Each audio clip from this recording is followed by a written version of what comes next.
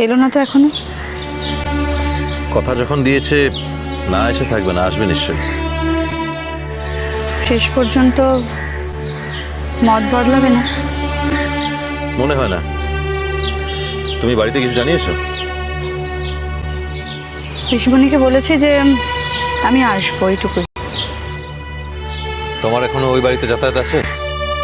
না, সেই জন্যই তো শুনে খুব অবাক হয়ে গেছে। দুদুল যে আসছে বলনি তো?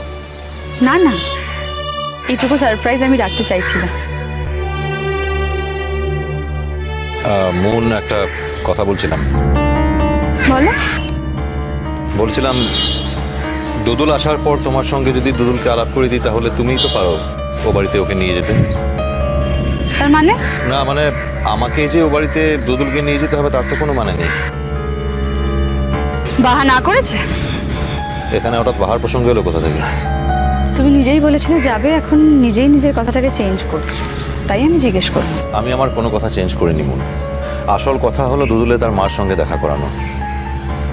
তোমাদের বাড়িতে আমার যাওয়াটা নয়।